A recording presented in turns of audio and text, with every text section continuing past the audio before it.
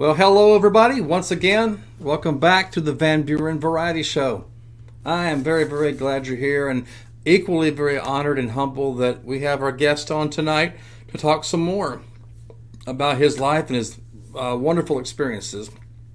Hope you've all had a great week so far, and I want to welcome, I have had many new subscribers come on board. So the newcomers, thank you so much for being on board and supporting me. I really, really appreciate that. And to the people that tune in week after week that are watching this show live, thank you very much for your support. I couldn't do this without you, so I really, really appreciate it.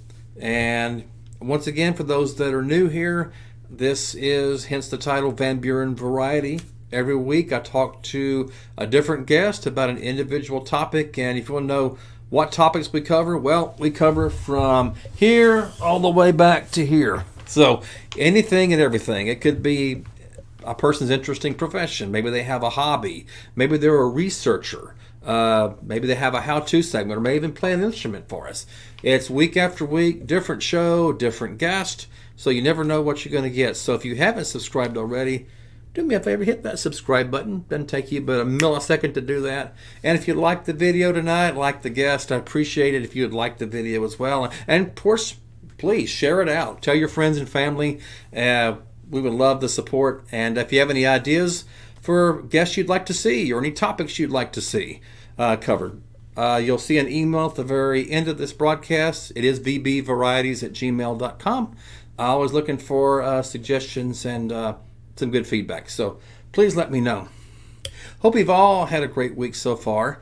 I have definitely. Getting a little colder right now. This is November of 2022, so winter is fast approaching. So better get those coats out if you haven't already.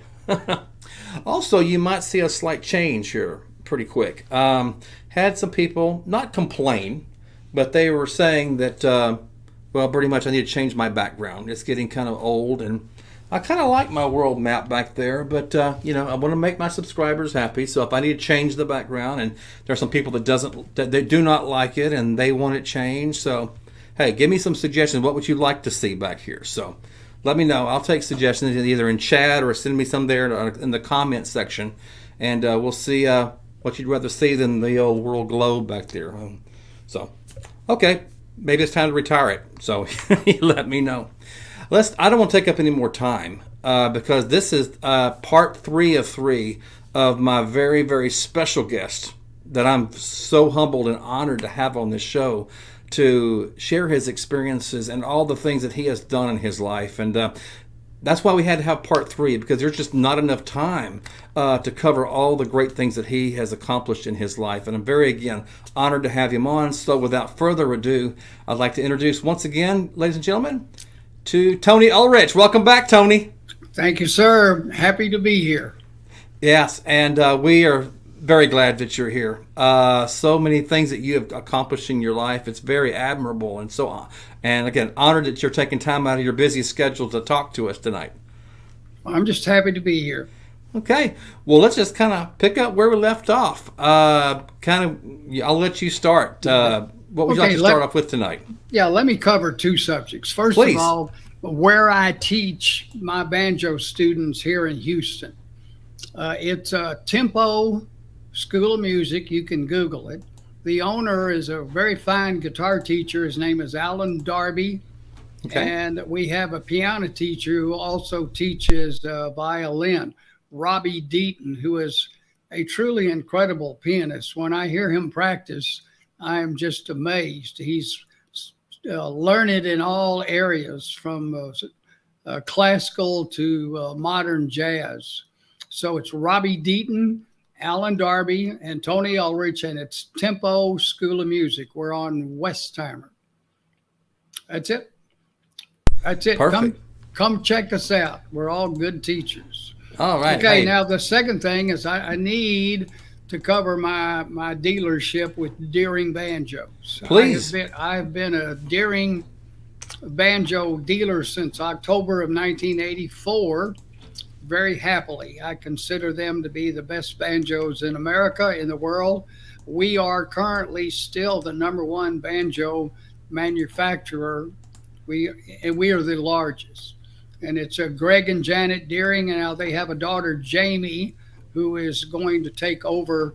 Is going to take over the reins of Deering Banjos. They are at Spring Valley, California, and I am very fortunate to have been a dealer since October of '84. And I need to tell the quick story. Please. Pearl Harbor Day of 1985, I was sitting watching the news filmage of Pearl Harbor, December 7th, 1985. And I was sitting there in the den, and the thought came through was, you need to design a banjo for the sesquicentennial. And I had no idea where it came from. It was not from me. And I walked into the kitchen and I told my wife, and she went, okay. So I started making out some sketches. And the reason for the banjo was I had not seen a high quality musical instrument that was specifically designed as a historical musical instrument for the sesquicentennial. And so I called Greg Deering and told him I was going to do this, and he said send them on, and I sent my sketches, and they were overjoyed to make them. So we came out with the Deering Ullrich Texas Sesquicentennial Banjo. Wow. And they are not cheap. They're just short of $22,000. Yeah, ooh. They are not your everyday banjo. And once we'll see some of the pictures as we go through the photos, you'll get to see plenty why. And there have been 11 made. And I have the prototypes back there. Wow. The prototype is back there. That's the first one. And I also have the 11th one, which is in storage. And it is numbered 1986. And as it stands right now, both of my banjos will go to the Western Collection Museum out at Texas Tech at Lubbock, which is where I went to college. It's where I got my degree from. Well, so I am going to give them to the Western Collection eventually when I can no longer play on them, which is going to be pretty soon. They are really heavy.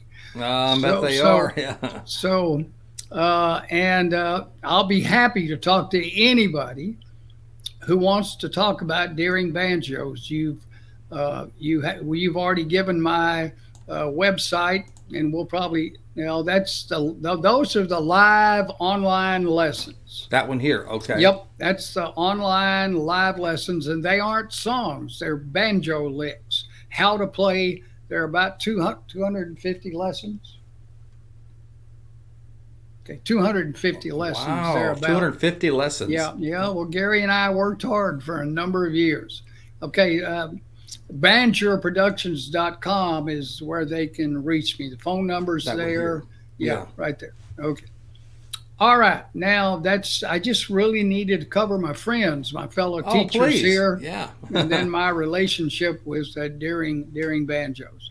And your audience will see some of the incredible color pictures that Rick Gardner took of the Texas banjo when we go through. Okay, I'm done. Now, where do we go? We're going to go do some pictures, ladies and gentlemen. And listen, let me tell you, he's got so many interesting pictures. You don't want to miss this show. I mean, this is part 3 of 3. So if you haven't seen the first 2 parts, after you see tonight's live show, catch up on 1 and 2 for sure. Okay, hold on. Remember now. Okay, tell them that you're going to run the pictures, and I'm going to talk about the event if there is one, or then I'll just say, let's go to the next one. Okay, yeah, well, just let me know. This is the only way you and I could figure out how to cover the picture. Sure. Okay, so ladies and gentlemen, I have the pictures that Tony sent me. I'll display them one by one and let him describe what it is. I try to put them as best I can in chronological order. So believe me, he's got so many interesting events to talk about. So here we go. We'll start with this one right here. Oh, okay. That is the Alamo. That is the armrest and the tailpiece of the Alamo banjo.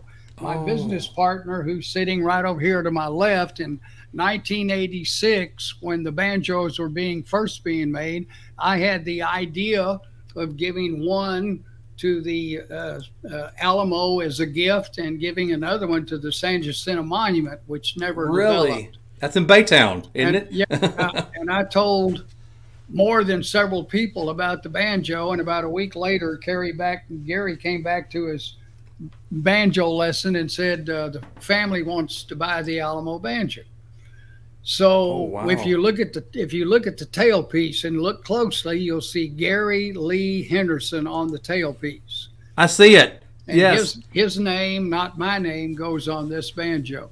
Now, here is the story of the Alamo banjo. Okay. There is a I started talking with the curator at the Alamo about giving this banjo, and I took mine over and showed it to him, and he was all for it. His name was Steve Beck, and he was the curator in 1985-86. And he went in and talked to the daughter. Remember, the Daughters of the Republic of Texas. Yes, I do. Ran the Alamo at that point in time. So I was getting not positive news, and one of the things that Steve Beck told me was that the Daughters of the Republic of Texas have never accepted any accession. They have never accepted a gift if it wasn't at least 100 years old. So this Wow. banjo was being made at the moment that I got that news. And finally, one day I took a trip over to the Alamo, and one of the secretaries, I'm sure she was older, and she's probably in heaven by now, but I went in and talked to her, and she said, well, they're going to accept it. And she said that she and one other secretary and Steve Beck went into that meeting and all but stood on the desk and demanded that they bring this into the Alamo, and they Oh, wow. get in. And it's number 1905. These are numbered. Mine is 1941, which is my birth year. And this is 1905, which was the year that the Daughters took control of the Alamo. And it's gold plated, it's engraved, and it is just absolutely gorgeous. And we're going to see It other is. pictures. So that's the story. The neat thing about the story was they had never accepted anything that wasn't at least 100 years old, and they accepted a banjo that was still being made. That is awesome. Yeah, what a great story that is. That is a pretty neat story. Thank you, Mr. Henderson. Oh, I love it. Okay, let's go. Okay, here we go. How about this picture? This is I'll just say it's from 1964. There it is. Okay, that's the new bluegrass quartet minus the bass player. That's me with the banjo and Dow with the guitar, and Bill Schultz is the sharpman with the other guitar.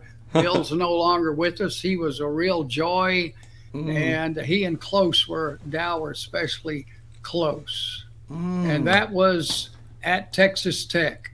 We're not sure if that was the day that we won the all-campus talent contest, but we did. And the photograph doesn't have the Pete Richardson, the bass player, in it, which I'm very sorry. But that was young and stupid. I bet y'all had lots of fun though there. Sounds like you did. we enjoyed doing Salty Dog Blues. Oh, that's great. Okay, go on. Go ahead. Okay, this one says 1967. Okay, that's Dow and me at Victor, Colorado. He was in the Air Force at Aurora. I was on vacation from Houston. I drove up to Aurora, and he and his wife and another couple, we went out and spent the day at Victor, Colorado, an old mining town. You can move on. That's a very choice picture for me and Dow. We love that one. That's a good picture, y'all. Okay. Okay, this one's 1972. Okay, that's my first Banjer plate. The story of that is we had all heard Earl Scruggs say Banjer. Earl didn't say banjo, and neither did Doc Watson. They both said Banjer. And I just got this idea of getting this custom plate. You can see it's 1972. I had to order it in 71. And I tried Banjor, Banjor, and went, nah, it's too close. I tried Banjar, and I got to thinking about pickles. And I just saw that the E looked right. So I took that plate, and I've had that plate till 1989, and Oh, wow. I was just ready to let go of it. But I gave them to people. Gary has one, and Alan Mundy has one. Oh, The wow. late Byron Berline has one. I sent one to Hub Nitchie, who was the founder of Banjo Newsletter, Uh-huh. and a whole bunch of people. I can't remember who all I sent one to. And I sent one to the Deerings, of course. Perfect. We got So a that, no, go ahead. I'll say, because before we go to the next picture, we have a question from our live audience watching Okay. this. So let me put the question up here Okay. real quickly. It says, what is the reser made of? Is it maple? Like the back of that banjo? The banjo you showed me earlier? Is that what you're talking about, Strangeland? The Alamo banjo is maple. Hard rock maple is the wood of choice for bluegrass banjos. There are Okay. other woods. You can use mahogany, and the 1941 back there in the background is walnut. And the reason I wanted walnut was because Greg Deering's choice of walnut is just incredible. And I'm glad I did. And the state of Texas in the back of that banjo back there is fiddle maple. And he made the state of Texas to contrast. Oh, So wow. 1941, the prototype, that's the first one, was walnut by choice. But See? when I bought 1986, I went to hard rock maple. So maple is choice for bluegrass. You do have choices though. Hey, thanks for the question, Strangeland. Appreciate it. You bet. Okay, this one says 1972 as well, Tony. Well, no, that's not exactly right. No? Let's come back to that We'll later. come back to that. That's when Okay. we talk about my cowboy show. Okay. Okay. That? Oh, great. Oh, yes. This is the poster for the very first Kerrville Folk Festival. Kerrville Auditorium, June 1, 2, 3, 1972. 72. That is the poster of the first festival. Look, Dick Barrett was a world-class fiddle player. Yeah, Of yeah. course, Alan Dameron in his era was one of Texas' most popular folk singers. Siegel Fry was from New York, and he was a folk singer also. The late Steve Fromholtz was there. Carolyn Hester was a very popular Texas folk singer at the time. Bill and Bonnie Hearn were a married couple, and Bill was blind, and they Really? were very well. They were very good. John Lomax, there's my John, and right next to him is Mance. I had already met Mance when Yep. we got to the festival. Kenneth Threadgill, Austin people remember. He was an icon in Austin, and he was a very close friend to lady folk singer who died of overdose. God, I hate to talk about that. Oh, Janet. who was that? Well, anyway, let's move on. And there was Michael Murphy. That was the first year when I met Michael. Michael. Robert Shaw was a piano player. And honestly, I am so sorry, but I have no idea who Texas Fever was. Texas I Fever. was working a lot. I didn't get to see, as a senior staff member, there was a lot of the stage stuff that I didn't get to see. And I don't remember who Texas Fever was. Let me talk to my audience. Let's see, audience, anybody that watches this live or later on, if you remember a band called Texas Fever back in 1972, give us some comments down there, and we'll see if we can plug in the gaps there. Okay. Okay. Let's go on. Okay, now just put the next one up and don't worry about the date.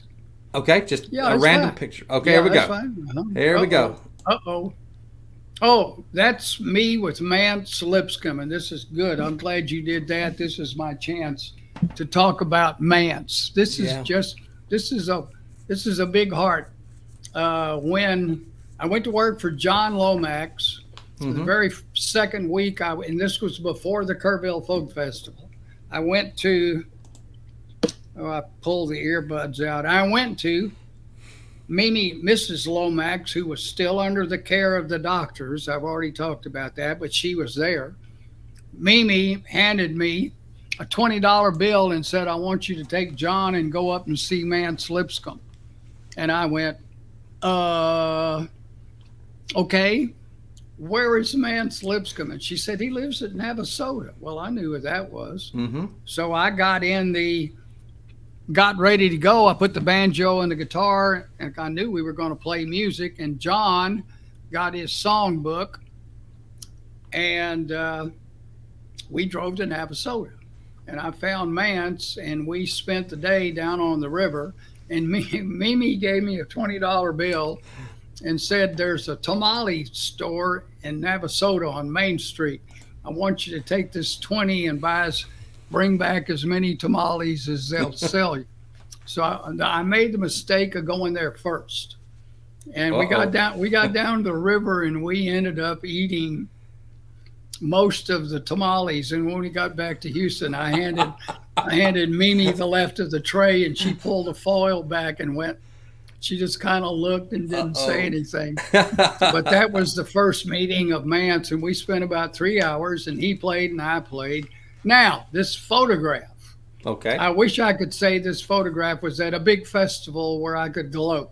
Mm-hmm. But actually, this picture was at a Houston Folklore Society summer meeting. Okay. And it was at the home of a fellow named Wester Smith. And we all played and sang and ate food, and it was just a happy time. And that's practically the only picture I have of me and Mance, as much time as I spent with him. So let me tackle that a little bit. Okay. Somehow I got assigned to help take care of Mance. So Mance needed doctor's appointments, so I'd drive up and I'd get him and take him to doctor's appointments. He was an old man, and he had incredibly dry skin, and we had to go to a dermatologist about every 3 months, and that was one. And I brought him back to not many, but a bunch of performances. And one night, this is another one of the neat ones. Okay. One night, Jack Loftus, who I've already mentioned, was at this time, Jack was the editor of Zest magazine in the Chronicle. Mm-hmm. And he went on to be the editor and then the publisher.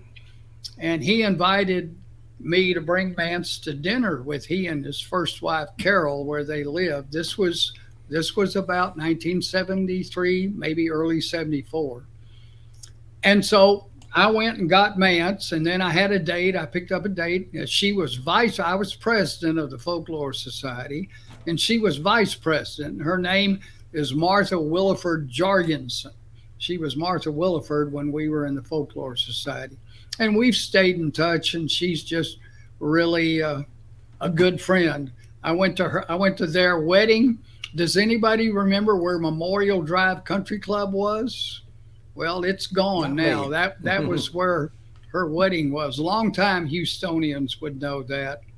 So we got to dinner at Jack and Carol's house, and Mance was there, and we all sat around the coffee table and talked.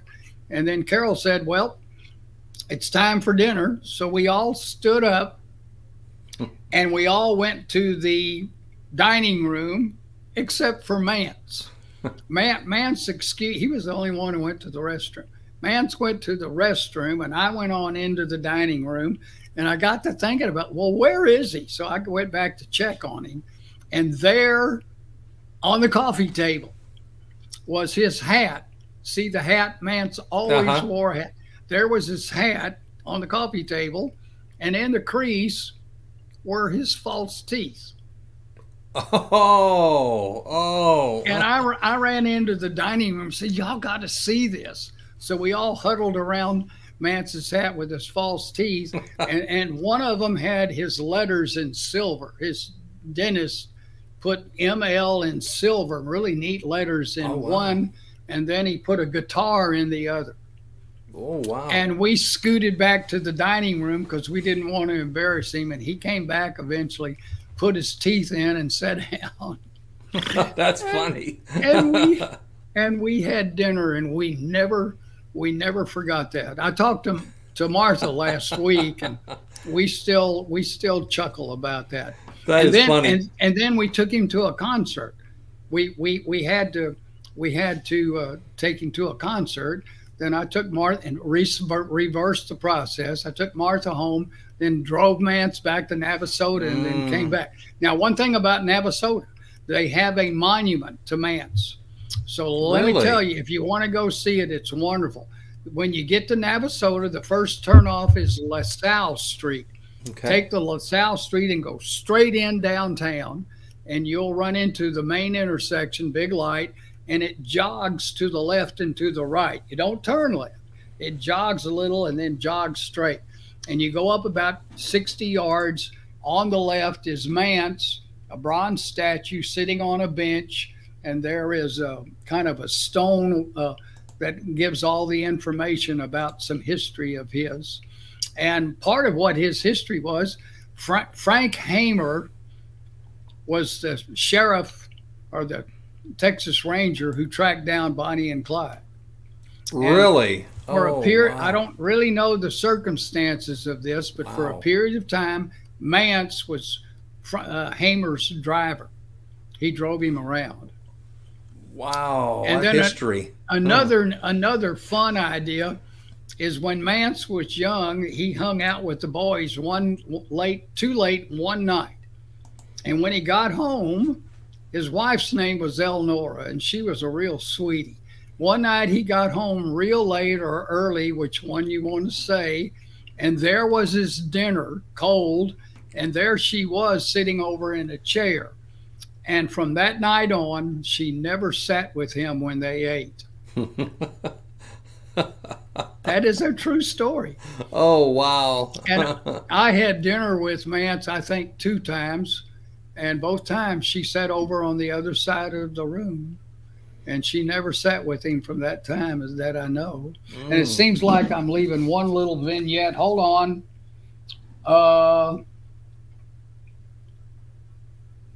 No. I just wanted to talk about Mance. Oh, there is. Okay, I'm going to go ahead and talk about this. Okay. When the Beltway was being made right there at Town and Country Mall, it's now called City Center, there was a Denny's. There was a Denny's restaurant. Longtime Houstonians will remember that Denny's restaurant. And we were getting ready to go back to Navasota, and we were both hungry, so we went into that Denny's restaurant. And we walked in the door, and the waitress looked at us and said, "Well, y'all have to wait. We'll get you a table." And she said, "Go sit over on." So we went over and sat in the guest waiting area. And we waited, and 2 or 3 more people came in. And I got to thinking, okay, what is going on here? And I didn't realize till later, but I was experiencing racial discrimination. Oh, no. And I finally had to go up to her and say, "Ma'am, we've been waiting a long time." And she said, okay. She took us to a table, and she literally threw the menus onto the table and walked away. And Mance was just so cool. He just kind of looked at the menu, and I was going, and we got through it. But that's the only time in my life, and I'm sure that it wasn't his first time, because unfortunately, because he knew what to do. And there was one other. Let me tell one other. Please.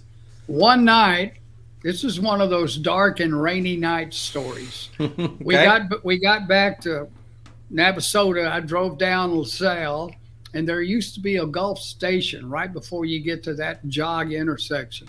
So I stopped to tank up, and we were sitting there, and it was cold and rainy. I was waiting on the ticket. That was when you signed the ticket. They brought it to your car.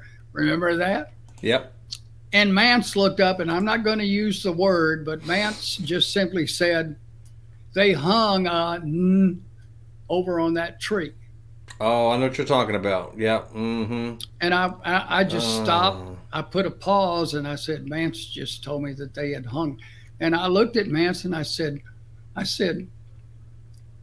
"Mance, when did that happen?" That's all I could think of. And he just calmly said, 1917. He knew the year even. Oh, and wow. That was it. Wow. And that was, Mance was wonderful. I loved him. He died in early 76. No, oh, I've blocked it. Anyway, I loved him very much. I grew to where, as you can tell, Sound like a very great guy. Mm-hmm. he was very special. Absolutely. That's for me. That's a treasure. Okay, Right. I think, and we've also. Oh, let me talk about Jack Loftus just a little bit. Okay. Jack supported me Okay. when Mance died. I gave a eulogy on the Bluegrass Express, and Mm-hmm. about 10 minutes after I finished the eulogy, Jack called from the Chronicle and said, he said, Tony, he said, if you'll write all that down and bring it to me tomorrow morning, I'll publish it in the paper.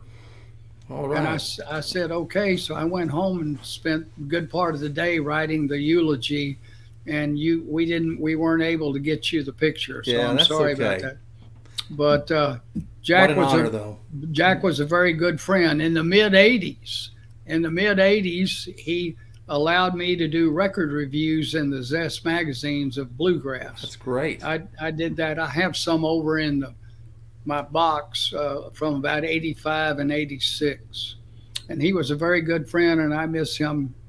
I miss him too. His second wedding, he had Hot Rise, the bluegrass group Hot Rise, Yeah, who were sure. very popular, as his wedding entertainment. Wow. Yeah, Now that's great entertainment. Yeah, that was a really neat night. Okay, let's go on. Okay, before we go on, we got a request actually from the audience watching. Let's see what Titan says. Professor Tony, will you play a few licks for us? Do you want to play now, or do you want to keep going with the pictures, or what would you like to do? Nope. Okay, this banjo is not one of the Texas banjos. This is a Deering Artisan Good Time Special. It's a top of the line of their light banjos. And because of my age, I can no longer stand and play with one of the heavier banjos. Okay.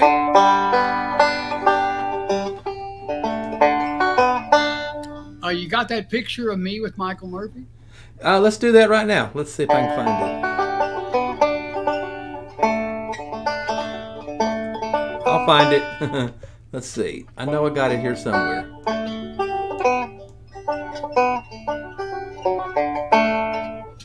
You remember what year that was, Tony? I can find it by year. Approximately what year what that was? 73. 73. Okay, here it is. Okay, this was the second Kerrville Folk Festival. The song was on Michael's first album. It's What Am I Doing Hanging Around? It's in G, starts in D. And let me take a second here and put the strap on. And just so my audience can see, ladies and gentlemen, this is Tony Ullrich playing with Michael Martin Murphy right there. That's what you're looking at right now. So this is the song that we were doing. What am I doing hanging around? Okay.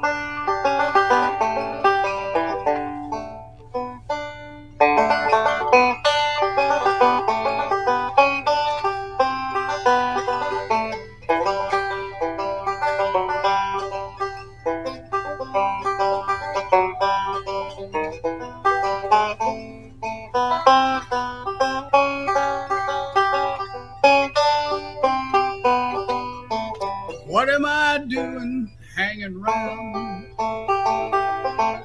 Should be on that train and gone. Should be riding on that train to San Antonio. What am I doing hanging around? Just a loudmouth Yankee, I went down to Mexico. I didn't have much time to spend, about a week or so. I lightly took advantage there of a girl who loved me so. But I found myself a-thinking when the time had come to go.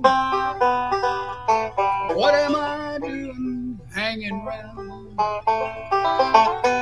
Should be on that train and gone.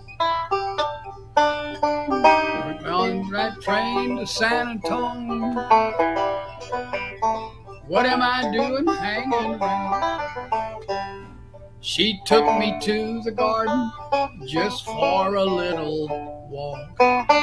Well, I didn't know much Spanish and there was no time for talk. She told me that she loved me not with words but with a kiss.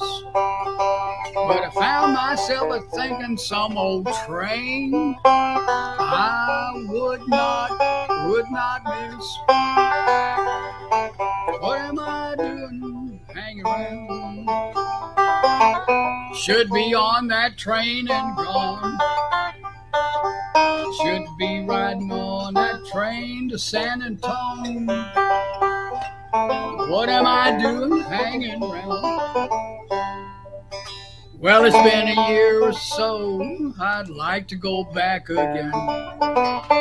And if I had the money, I would ride the same old train. But I guess your chances come but once, and I sure have missed mine. But I find myself a thinking when I hear some whistle and it's crying.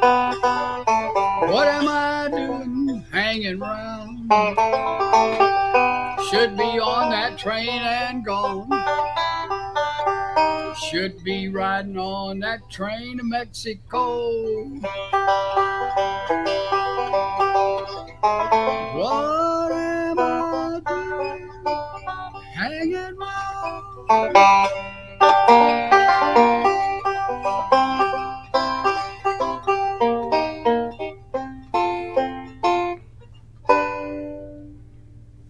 All right, yay! Very good, Tony. We enjoyed that. Thank you. Well, I've kept up with that song just because of the own personal history of it. Okay, keep moving. Now tell us again one more time that banjo you just played. What kind of banjo was it? It's a Deering. Deering. It's from their Good Time series, which is their beginner's level, but it's one of the top of the beginner's level, and that's why I play it. This thing is. Your banjo students just heard a really good sounding banjo. It really sounds good, yes. Yep. Okay. Let's explain this picture to us then. Oh, okay. That's me, and that's at Liberty Hall. And the guy to the farthest from me is the famous David Bromberg. He was Bob Dylan's guitarist for a while, and he is still performing. I Googled him last week. Really? He's keeping up. He is a very famous acoustic musician, and they had that was at Liberty Hall. That was, I think, 75, and they came and did an interview on my show, and they invited me to come play. I'm looking at it.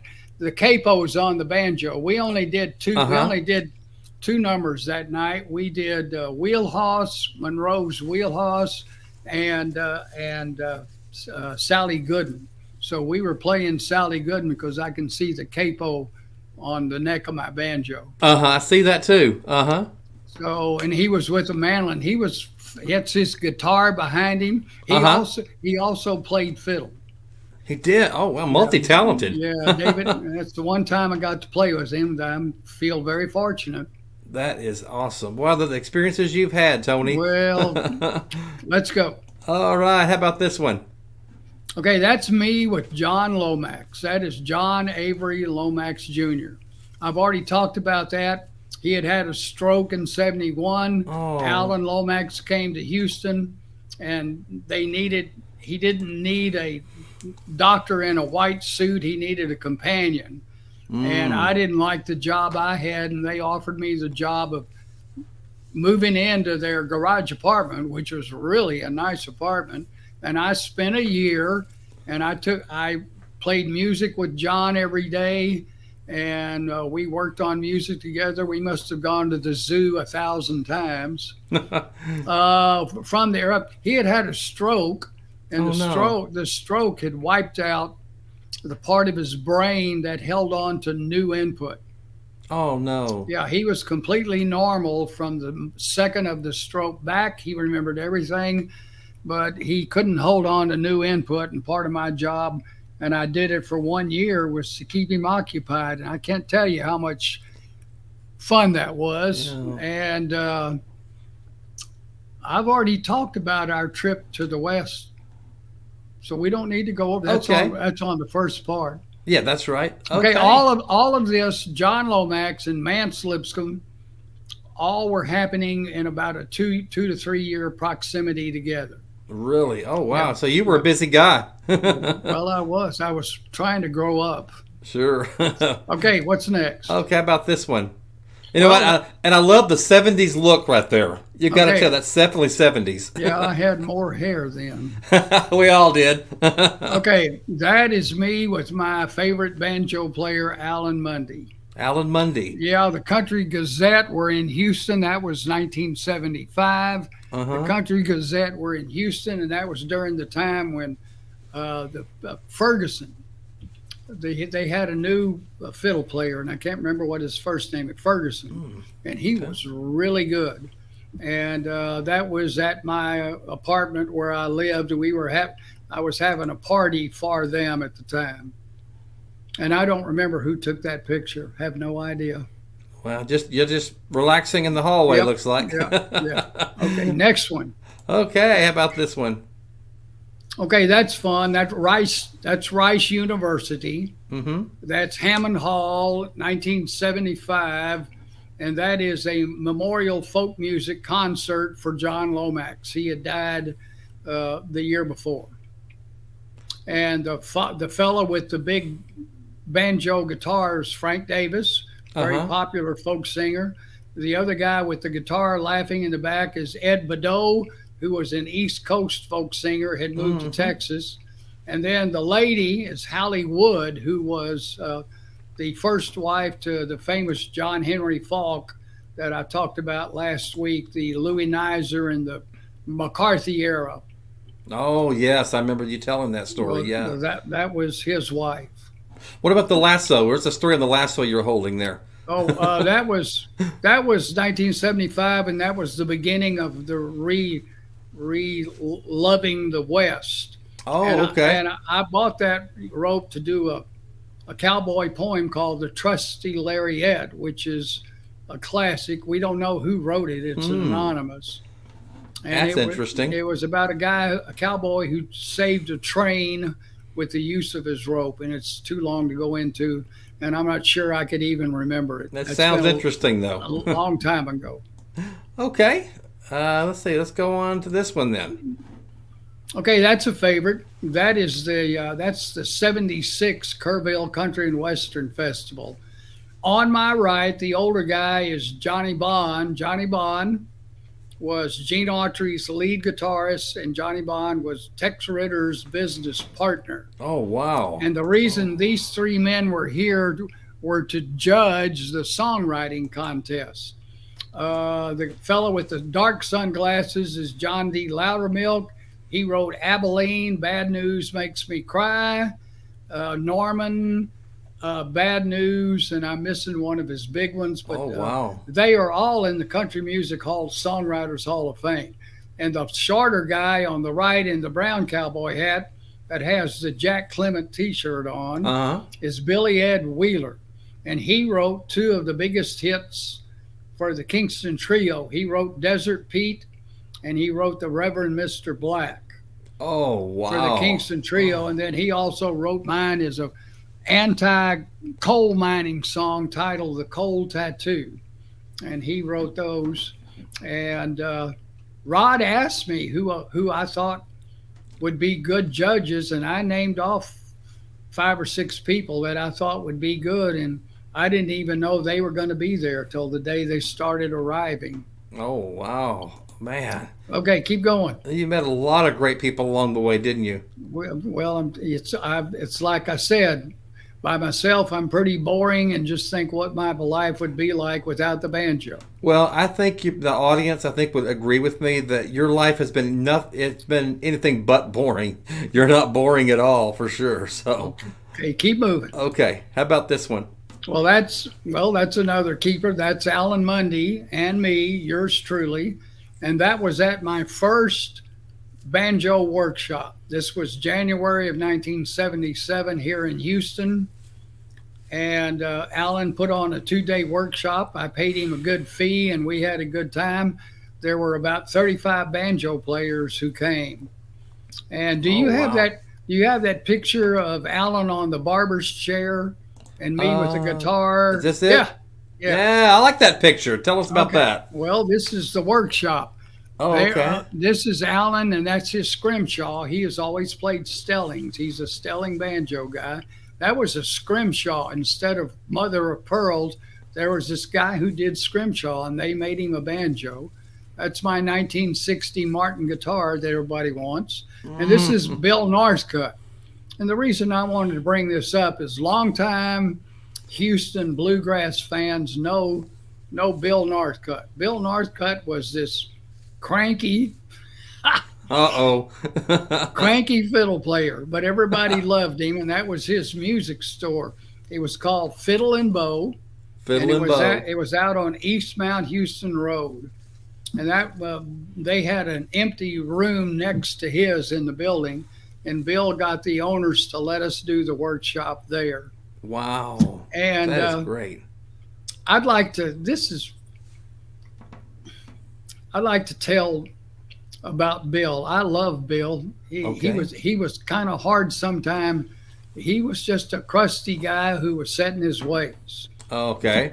But we all loved him. And I'd like to talk about his passing. He was an old bachelor, and he lived with his mom. And one morning in 1992, he was having breakfast with his mom, and she left the room. And when she came back, he had passed. Oh, no. Yeah, he had the news. I wasn't there, but the Shipleys donut people were big supporters of bluegrass back then. And I heard that is what had happened, that he simply went to sleep, and his mom came back in and found him. That's horrible. Well, no. it's very sad, but he went fast. Yeah, I'm almost positive he didn't suffer, and that's is the best part of that. well, Yes. that is a blessing. And we all missed him. We still miss him. The guys my age group who knew him think about him all the time. He is just one of those memorable characters. We have a question from the audience again. Huh? Stranded wants to know, Steve Martin, the actor, have you played a few tunes with him, and does he use a Deering banjo? Do you know? Yes, he does. Yes, He does? He uses Deering. I can tell you one Steve Martin story. Okay, we want to hear it. when Glenn Campbell, this is 1968, when Glenn Campbell replaced the Smothers Brothers on CBS, and they had the Glenn Campbell Good Time Comedy Hour. One night on one show, they went to a commercial, and they came back, and there were 4 men with banjos sitting on a bench. Oh, wow. And it was Glenn Campbell, and it was Steve Martin, and it was John Hartford and Mason Williams. Oh, Mason wow. Mason Williams was a folk singer, and he wrote the instrumental tune named Classical Gas. I love that song. Yep. Mason Williams wrote that tune, and there were 4 guys sitting on a bench with banjos. And Glenn Campbell introduced them. I knew who Hartford was, and I knew who Mason Williams was. But I looked at the 4th guy, and Glenn said, "And this is one of my writers, Steve Martin." And that's how wow. Steve Martin got his start. Did not know that. Steve Martin was one of the principal comedy writers for the Smothers Brothers. I did not know that. When they went off, Glenn picked them up, and Steve Martin became one of Glenn's comedy writers. And now we all know the incredible career that Steve Martin has had. Absolutely. Boy, he is one of a kind. That's for sure. Absolutely. And he does play Deering, but I am assuming that Steve Martin has a collection of banjos. He always played on a Gibson All-American for years and years and years, and I'll bet you he still has that banjo. Oh, I'm sure he does. So the answer is yes, and others, I'm sure. We got another request. Could you play another tune for us, Tony? Do you feel like playing another tune? Or? Are we going to run out of time? No, we'll make time.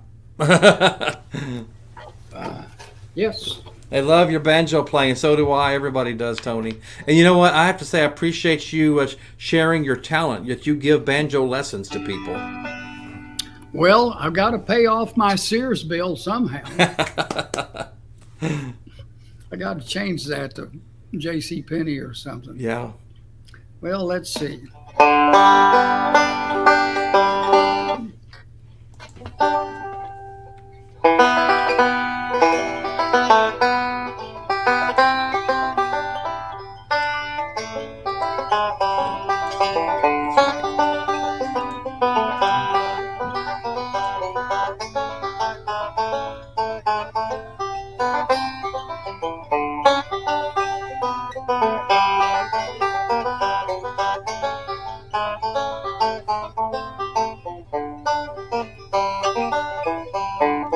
Eastbound and down, loaded up and trucking. We're gonna do what they say can't be done.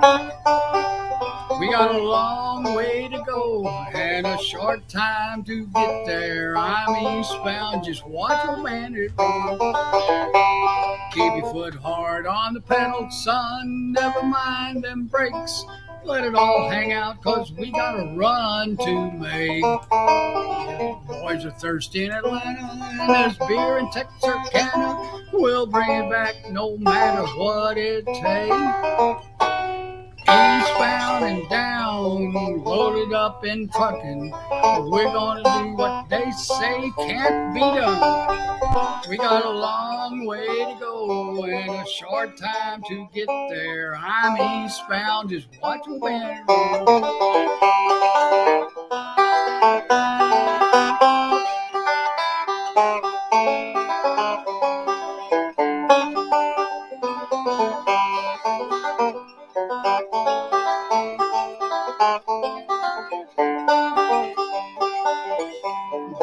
Eastbound and down, loaded up and trucking. We're gonna do what they say can't be done. We got a long way to go and a short time to get there. I'm eastbound, just watch your banner run. Old Smokey's got them ears on, he's hot on your trail. He ain't gonna rest till you're in jail. You gotta dodge him, you gotta duck him, you gotta keep that diesel trucking. Just put the hammer down and give it one. Eastbound and down, loaded up and trucking. We're gonna do what they say can be done. We got a long way to go and a short time to get there. I'm eastbound, just watch your banner run. I'm eastbound, just watch your banner run.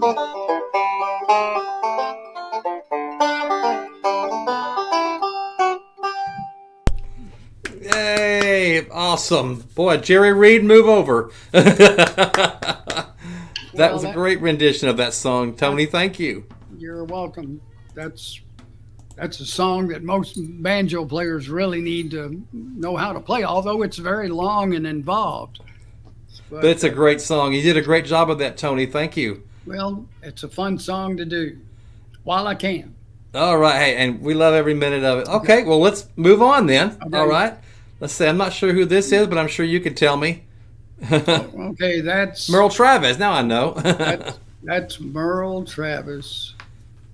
Oh gosh, that was Kerrville C&W Festival of '77, and that is, I have always been a huge fan of Merle Travis since I was a little boy,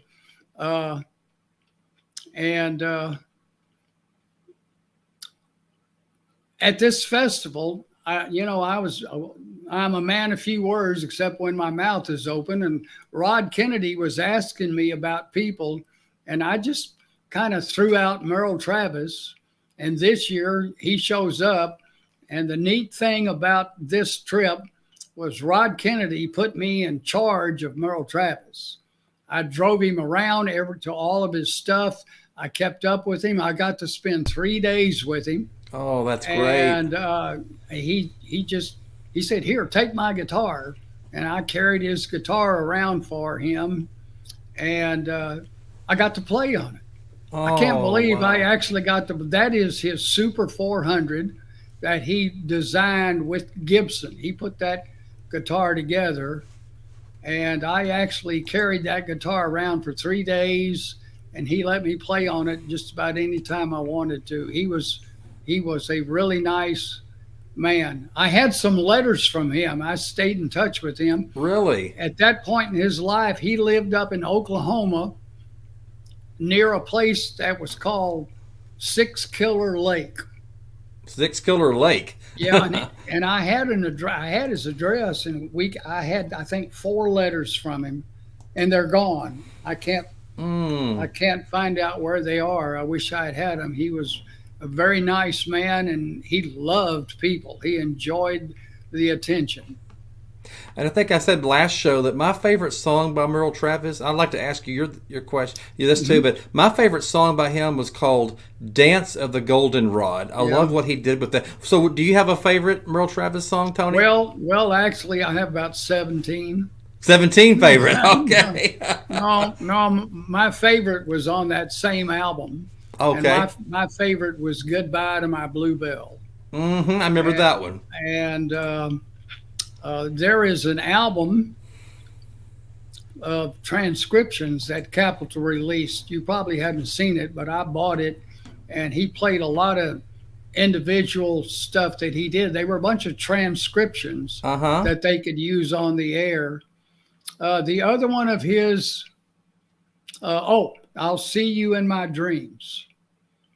I like that one too. Okay, there is a YouTube video. If a guitar player's interested, if you'll Google "I'll See You in My Dreams" Merle Travis, it'll come up, and he's got on a blue outfit, slacks and Okay. coat, and he's sitting there with that guitar, very quiet, playing a quiet version, and you are looking at one of the great guitar players in the field of country music. You know, he invented Travis style guitar. Chet Atkins Mm-hmm. based Chet Atkins based his style on it, and so did Jerry Reed. A lot of people don't know that Jerry Reed was a world class guitar player. You didn't see him much, but the videos of Jerry Reed on YouTube will just make your jaw drop. He is so good. Oh, wow. Okay, thank you. All right. We got time for a few more, if you like. Let's see. This one, let's see if we can go on. What's this one right here? Well, that was my second workshop. That was Bill Keith. I brought Bill Keith to Houston. You can see in '78. Oh, yes, I got to tell this. This is my Bill Keith story. It was a 2-day workshop, and Okay. at the end of the first day, he and I were both hungry. It was late. In Houston in 1978, there was a deli on Hillcroft before it became Voss, and it was Harlow's. And it was a deli that somebody had built, had all the New York pictures and everything. And so I said, well, he lived in Woodstock. He went to Amherst. He's a Boston boy, so he's definitely East Coast. And so that was the right place to go. So we we went in, and we sat in the back. She said a lady didn't seat us. Well, I said we'll find a table. We went in the back, and the first thing that Bill did when he sat down was he pulled out a joint, a marijuana cigarette, Right there. and lit it. And Oh, no. it caught me off guard. I mean, this was '78, and I went, Bill, put that out. They're going to put us under the table, because we were about the only ones there. It was late, and he lit that joint, and I nearly came unglued, because in Texas in 1978, that was more than frowned on. Yep. No, no, And no, no. and policemen are always checking on restaurants, and there was probably a time when a Houston policeman would check in on Harlow's to be sure everything's okay. Oh, sure. And that is my one funny memory of that. And he just kind of said okay and put it out. It didn't bother him, but scared me pantless. Yeah, well, would it be almost. too? Yeah, for sure. So anyway, he passed a couple of years ago. Oh, I'm sorry. Yeah, he was one of the best. He was one of the great innovators, along with Alan Mundy and a kid named Jack Hicks. There are a lot of melodic banjo players That's great. that I did in a video on the history of melodic video. Okay, let's keep going. Okay, we got time for one more. How about this one right here? Oh, it's got a group of people here. Well, that's KPFT. That's me. And if you're looking at the picture, I'm in the upper right. I see you. There you are. Uh-huh. And right in front of me, the shorter guy is the late Tex Schofield. Tex and Janie wasn't there. Tex and his wife Janie. The people in the back left with the guy with the cowboy hat was Hal John Wimberly, and he and his wife were the editors of the Goat Gap Gazette, which was the first chili cook-off newspaper. That's Becky.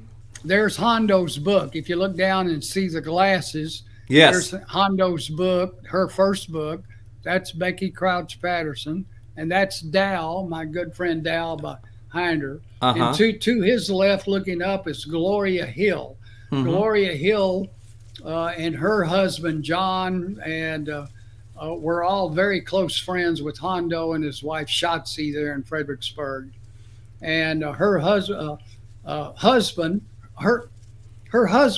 had polio. And when he went to Texas, Hondo became his friend, and they became inseparable for all the years, the rest of the years of their life. And she was there. I don't know why she was there. Well, she's from Houston. Well, they live mostly in Fredericksburg. Okay. Up in the back with the glasses is the Dallas mayor, who was the manager at KPFT, and the girl between me and him was one of the staff of the station. Two more. White shirt on the far left is Howard Hilliard. He wrote the first book of history of Luckenbach. Oh, Sitting wow. in the chair looking smug is the late Rusty Cox. He was a folk singer. And way back in the back in the glasses and the sundress is Camilla Horn. She was a factor, secretary treasurer of the Folklore Society. And she is the lady who called me the day that she said, Tony Allen Lomax is here and he wants to talk to you. And she was a New Yorker. And she had pictures of her with Woody Guthrie, the Weavers, and the Josh White, who was one of my favorite blues singers. And who am I leaving out? The Weavers and one other whom I can't remember. But that was the day that Becky came into the Bluegrass Express and did the show on the book on Hondo. And she has written her third book. The other two books I don't have handy, but she just published her third book on the history of the German people in Hill Country. And they are all the first one was about Hondo, and the other two was about German and living in the Hill Country. It's very, very interesting books. What was her name again, in case anybody wants to read this book? Becky Crouch, she's Hondo Crouch's daughter. Becky Crouch. Yeah, Crouch Patterson. Okay. She was married to Dow, and she still uses Dow's name in her books. That's awesome. Yeah. Well, Tony, I hate to say it, we've run out of time again, but guess what? I want to promise you, and I'm going to promise my audience, because we've got so many good comments here in the audience. I would love to have you back so we can continue this, for sure. Well, we can do it another time if you'll just keep all the pictures. I'll keep them for sure. I know, and if I don't, I'm sure my audience will let me have it. But no, I wouldn't think of getting rid of the pictures. But yeah. Hey, do we have time for me to play one more? Yes, absolutely. And I'm going to put your website up while you're doing that. So, ladies and gentlemen, we're going to have one more song, and hope you enjoyed this one too. I know you will. Okay, hold on. I knocked out my earplugs with the banjo. No problem. No problem. We're really enjoying this, Tony. Thank you so much.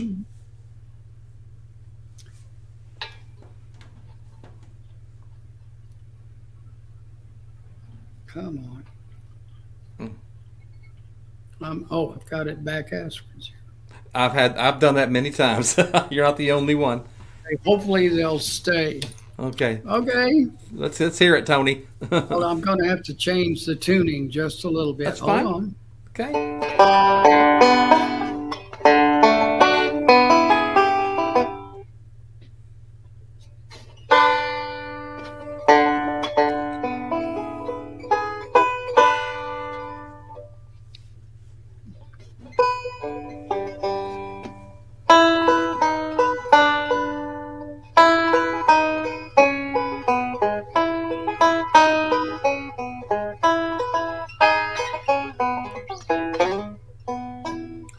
On the road again. Just can't wait to get on the road again. Life I love is making music with my friends. I can't wait to get on the road again. On the road again. Going places that I've never been. Seeing things that I may never see again. I can't wait to get on the road again. On the road again. Like a band of gypsies, we go down the highway. We're the best of friends, insisting that the world keep turning our way. And our way is on the road again. We just can't wait to get on the road again. Playing things that I'm music with my friends. I can't wait to get on the road again. On the road again. A band of gypsies, we go down the highway. We're the best of friends, insisting that the world keep turning our way. And our way is on the road again. You just can't wait to get on the road again. Seeing the music with my friends. I can't wait to get on the road again.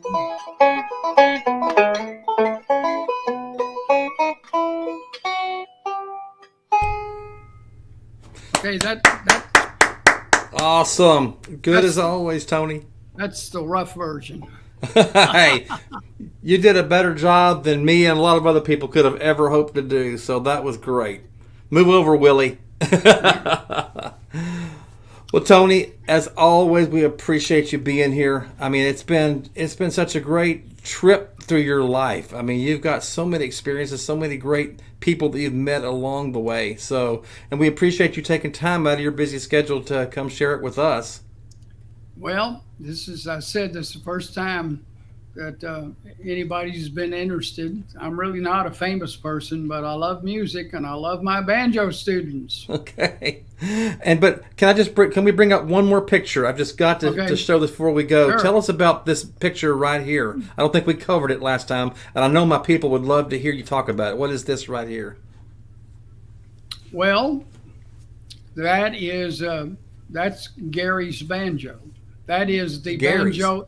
Okay. That's the Texas banjo that's in the Alamo. You can That's see, it. if you look at the heel, you'll see a yellow. Did you have the yellow rose or the blue bonnet? Okay, this is a color picture. I'm wrong. This is the yellow rose. This is the first one that had the heel. This is a 4-string. This is a tenor banjo. Okay. And it belongs to a very famous banjo player here in Houston. His name is Buddy Griffin.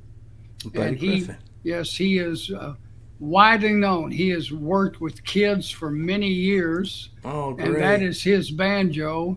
And if you look at the back, that is walnut. And it is walnut, yes. Yeah, that's walnut. And the Texas is blonde fiddleback maple.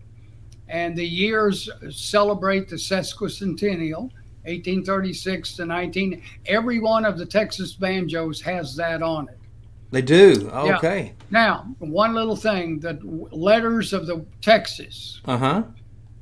When I researched this banjo, I found out that a very popular typeface in Texas and in the country during that period was a typeface that was called Clarendon Medium. And I got Greg Deering went and found it. And those letters are burned. They're a brand. We wanted a brand. Wow. Okay. So those letters are burned into the fiddleback maple. So everybody gets a branded state of Texas.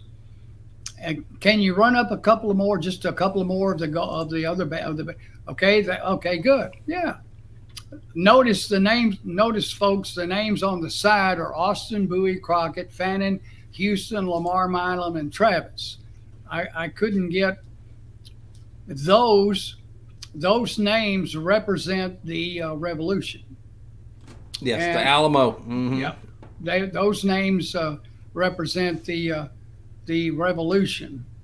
Lamar, I put Lamar on there because that's my high school.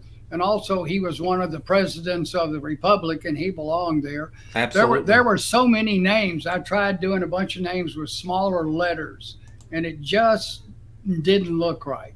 And Sure. we ended up with those larger, and it's much prettier. Okay. And that's it. Next time I come on, we'll take a tour of the Texas banjo. Yes, and we'll see the front too. We had a request for the front too, so we'll take a look at that next time. So, ladies and gentlemen, if you want to see more of Tony and you don't know when he's going to come on, if you haven't subscribed to Van Buren Variety, hint, hint, hint, hint, then you'll know when he's going to be back. But he will definitely be back, ladies and gentlemen. And Tony, like I said, I appreciate you taking time out of your busy schedule to share your life with us. It's been very interesting, and we enjoyed it. I'm overjoyed with happiness of just meeting you and spending time. Okay, well, thank you, Tony, and again, thank you. God bless. Bye-bye.